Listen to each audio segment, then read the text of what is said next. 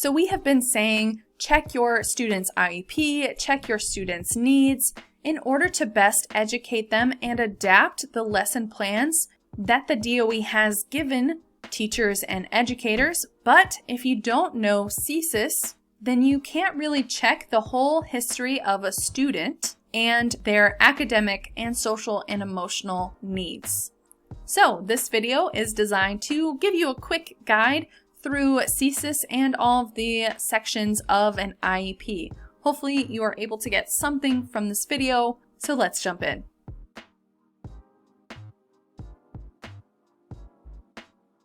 And that brings us to the next section, which is reporting progress to parents.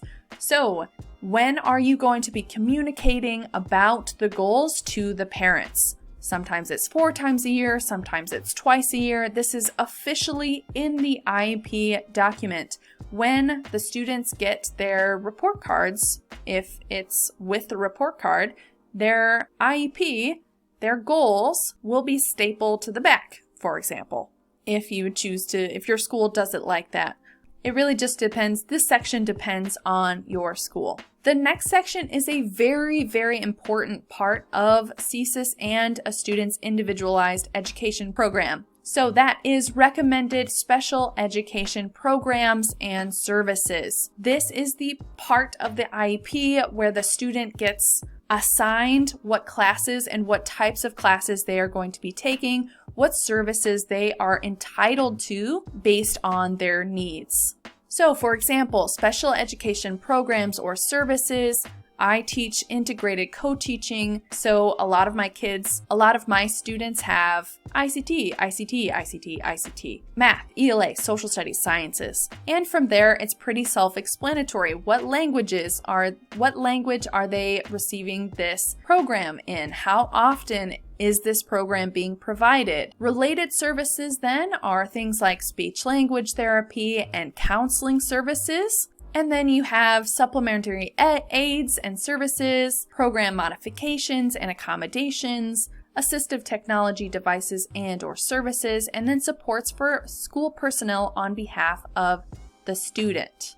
The next section details 12-month services and or programs. Some students receive schooling all year round, 12 months out of the year, and this is the section you can check to see if your student that you're looking up has those services. One of my students receives 12-month services because we felt it benefited them to have a year-long school without any cognitive breaks that were too long, so that they could retain the knowledge that they learned during the year. So that's one reason why a student might have 12-month per year services.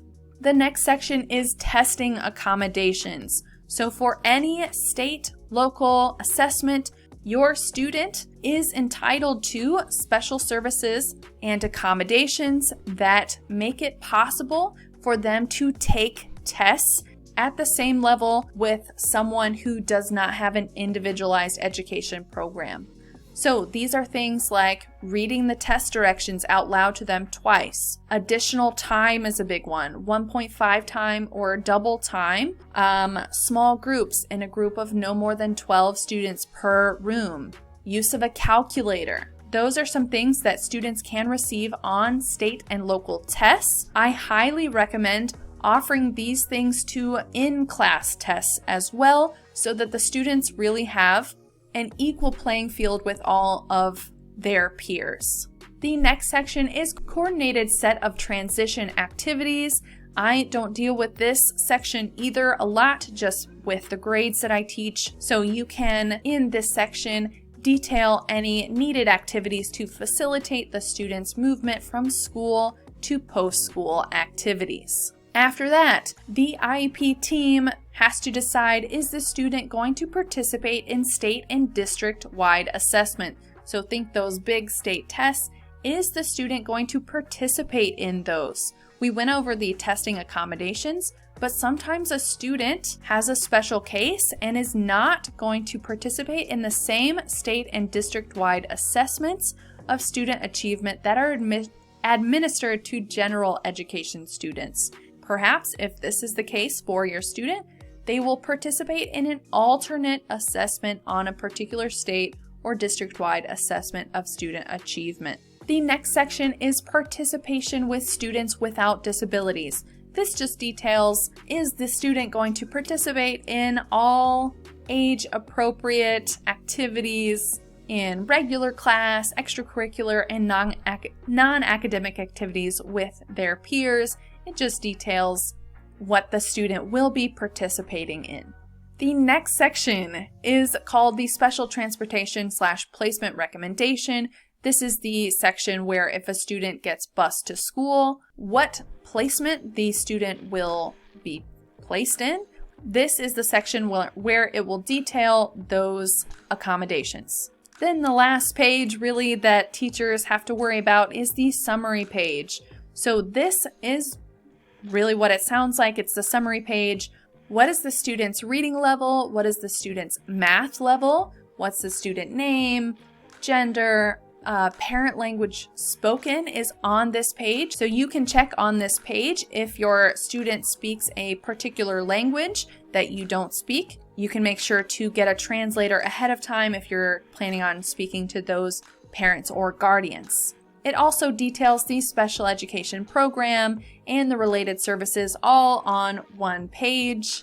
If the student is in a bilingual program, if the student is being held to standard or modified promotion criteria, and the other programs considered for the student. For promotion criteria, most students are being held to standard promotion criteria, just meaning that they have to pass all of their classes with the accommodations detailed in the education program in order to go on to the next grade.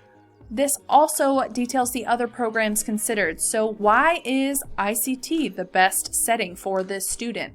The summary page is where the teacher, the special education provider, the writer of the program is going to detail why this setting is appropriate for your student. Then you have your attendance page, which just lists who was at the IEP meeting, and then you have a mail to page, which is a really boring page, but it is still in the file, so I thought I'd mention it. Besides the IEP, the Individualized Education Program, there are some other documents that are usually in CSIS for a student.